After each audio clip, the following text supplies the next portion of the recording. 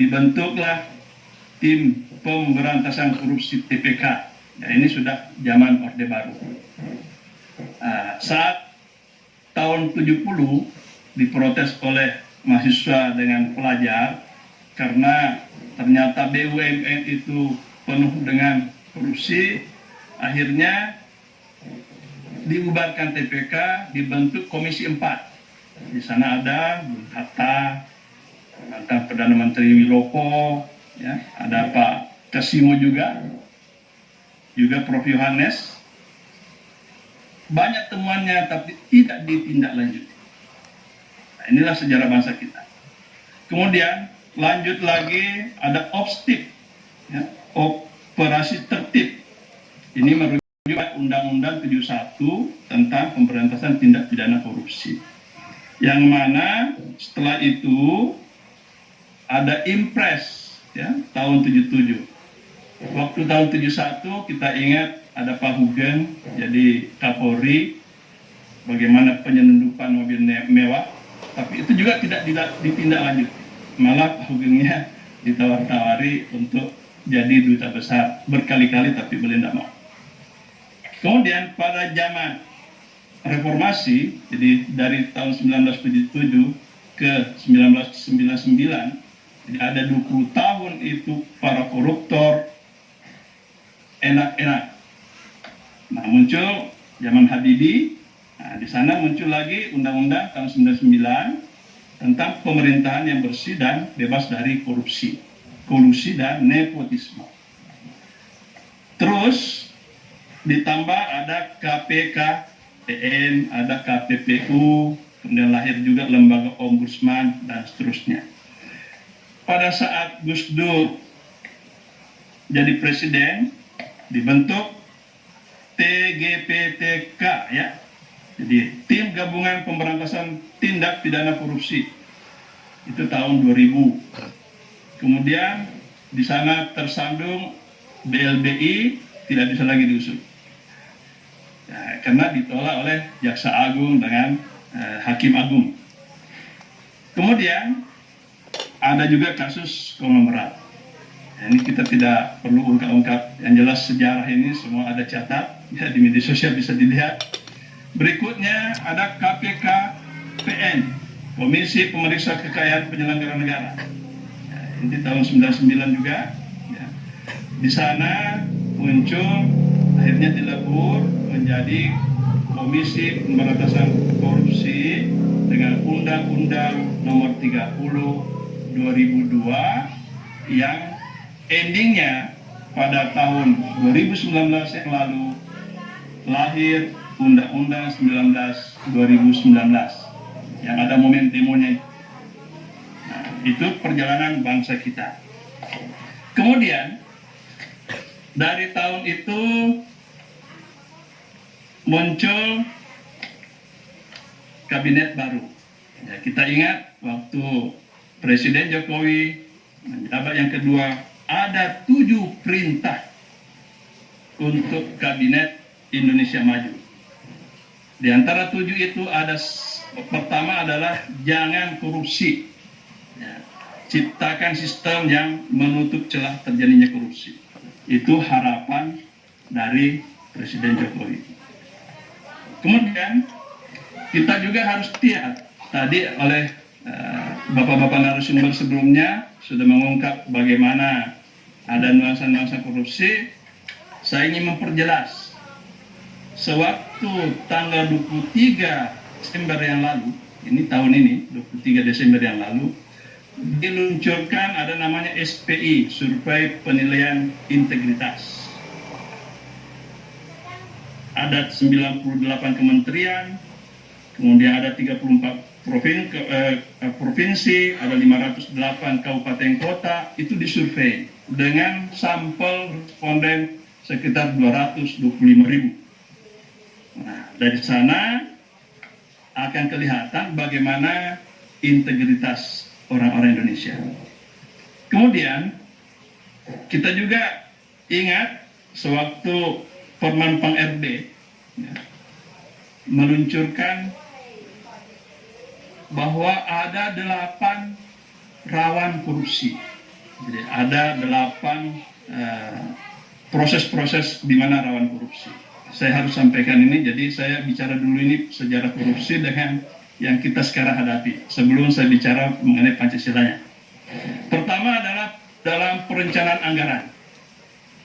Yang kedua, hibah, ya, adanya hibah dan adanya bantuan sosial.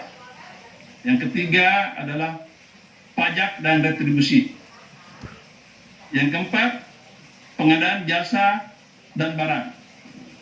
Yang kelima, perizinan. Kemudian yang keenam, tata kelola dana desa. Kemudian yang ketujuh, manajemen aset. Yang kedelapan adalah jual beli jabatan. Nah, alangkah mirisnya dari survei tadi ini ternyata pengadaan barang dan jasa itu 100% korupsi. Termasuk jual beli jabatan, ya, dengan penyalahgunaan fasilitas kantor ada 99% korupsi. Nah, sekarang kita ingin membangun negeri ini lebih bagus. Ya, kita sudah tahu tadi bagaimana perintahnya Presiden Jokowi. Mari kita sebagai rakyat Indonesia membantu itu, kalau hak-hak kita tidak ingin ditelan masa. Oke, sekarang saya ingin cerita sedikit kaitan dengan Pancasila. Ya, kita tahu Pancasila itu sewaktu periode pertama Presiden Jokowi mengeluarkan Kepres, ya, keputusan Presiden nomor 24 tahun 2016 tentang hari lahir Pancasila. Kelahiran Pancasila yang dihadirkan atau yang dimunculkan oleh Bung Karno pada sidang BPUPK, kemudian adanya Piagam Jakarta 22 Juni, berikut adanya konstitusi negara kita pembukaan 18 Agustus, itu adalah satu rangkaian. Ini yang harus kita pahami. Nah, bagaimana Pancasila ini menjadi spiritualitas bangsa yang sebelumnya kan kita sudah sering mendengar atau membaca bahwa Pancasila itu adalah dasar negara. Ya, Pancasila itu adalah ideologi nasional yang kurang dikumandangkan atau yang kurang mungkin diselami adalah bagaimana Pancasila menjadi spiritualitas bangsa. Menengok tahun-tahun sebelum kemerdekaan, ya, pada tahun 20-an, ketika Bung Karno naik sepeda di Bandung Selatan, menemui seorang petani, ya, entah namanya Mang Ain, tapi dari situlah muncul adanya istilah marhain. Orang-orang yang begitu bekerja dari pagi, dari subuh, bekerja di sawah, kemudian pulang sore setelah maghrib, menggarap sawahnya dengan kehidupan yang seperti itu terus-menerus. Orang-orang yang terpinggirkan, orang-orang yang tertindas. Mungkin kalau kita sekarang bahasakan, termasuk barangkali saja cleaning service, ya, misalnya tukang parkir barangkali, orang-orang pinggiran, buru-buru, kuli, penyapu jalan, apa dan sebagainya, itu mereka-mereka adalah kaum-kaum marhain yang perlu kita perhatikan nasibnya kaitan dengan korupsi ini. Nah, kita sekarang bisa menelusuri dari satu pasal, satu sila ke sila berikut. Sila pertama, ya, semua tahu, ya, bahwa sila pertama Pancasila itu adalah ketuhanan Yang Maha Esa. Bagaimana spiritualitasnya di dalam? Dengan meyakini bahwa bangsa Indonesia itu bertuhan. Dan hendaknya memang negara Indonesia ini juga bertuhan, ya, dengan Tuhannya masing-masing. Dari sini tentu dengan kekayaan alam Indonesia, bumi Nusantara ini, kita tentu harus patut syukuri. Itu adalah rahmat Yang Maha Kuasa, ya, dengan Tuhan kita dari agama dari luar, kemudian agama Nusantara dengan dari kepercayaan-kepercayaan, semua penghuni Nusantara ini bertuhan. Nah, dengan kekayaannya ini, di mana korupsinya? Ketika orang-orang tidak menyadari bahwa dirinya bertuhan, dia akan melakukan korupsi. Nah, itu adalah sudah bagaimana pemberantasan korupsi kita bisa tegakkan melalui spiritualitas sila pertama. Nah, yang kedua, kemanusiaan. Ya, kalau kita merasa sebagai sesama manusia, satu asal, ya, entah itu etnis, ya, jadi dari Papua ke Aceh, dari Manado ke Jawa, ya, dan semuanya itu kita adalah merasa bahwa kita adalah satu manusia. Jadi kalau istilah Bung Karno kan itu internasionalisme, kemanusiaan. Di mana rasa kemanusiaan kita ketika kita korupsi orang-orang yang memiliki hak? Ya, saya tidak perlu terlalu panjang lebar. Kemudian ketiga, ya, di persatuan. Apakah kita masih menjadi bangsa yang bersatu? Ya, ketika saudara kita, ketika sesama bangsa kita, itu kita ambil haknya, ya, kita menjadi orang-orang yang serakah. Nah, disinilah muncul yang namanya penindasan. Tadi kalau merujuk ke kaum Marhain itu orang-orang tertindas. Bung Karno waktu mengajukan kan pertama itu kebangsaan. Ya.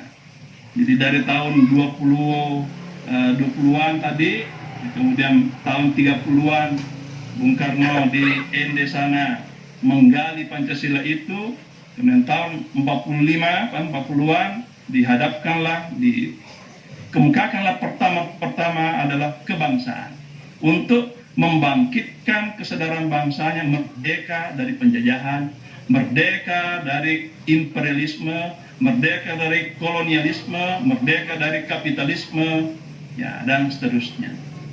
Itu adalah sila ketiga. Ya, di situ spiritualitasnya bahwa kita adalah satu bangsa. Yang mana Sumpah Pemuda juga yang pertama menyebut bahwa kita ini bertanah, ya, bertumpah darah tanah Indonesia. Yang kedua adalah kita sudah menyatukan, menyaksikan atau berkomitmen sebagai satu bangsa Indonesia. Kemudian sila keempat, ya, di sini perlunya demokrasi ekonomi.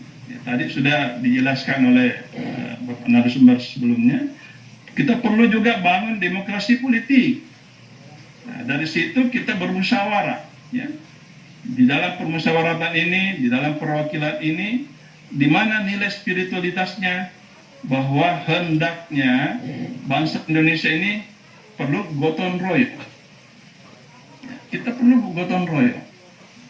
Kemudian untuk lebih simpel lagi, ya, kalau di Makassar ini sudah pukul 11, sila ke-5, ya, keadilan sosial. Nah, disinilah yang banyak sekali pelanggaran-pelanggaran yang kita perhatikan, ya, kita lihat. Visi abadi bangsa Indonesia adalah merdeka, kemudian bersatu, berdaulat, baru adil dan makmur. Itu visi abadi kita, ya, dari pembukaan Undang-Undang Dasar 45. Nah, ketika keadilan sosial ini ditabrak, keadilan sosial ini mensejahterakan hanya segelintir orang, ya, membuat konglomerat itu hidup enak, sementara masih banyak orang-orang yang miskin di tanah Indonesia yang begini melimpah ruah kekayaannya. Ini kan artinya di mana kita punya rasa, di mana kita punya misi ini. Ya, sekali lagi, spiritualitas dari Pancasila, ya, dan terutama di sila keadilan sosial harus kita bangun. Janganlah ada orang Indonesia yang serakah, ya, janganlah ada orang Indonesia yang tidak sejahtera, dan janganlah ada orang Indonesia ini yang tertinggal untuk memenuhi hak-hak dasarnya apakah itu untuk makan, apakah itu untuk minum, ya, apakah itu untuk memiliki tempat yang layak, begitu juga pekerjaan yang layak, supaya kita ini, Indonesia ini yang dulu kita sudah merdekakan, sudah kita sumpah pemudakan, ya, dari sekian tahun yang lalu, mari kita bersama-sama membangun bangsa ini.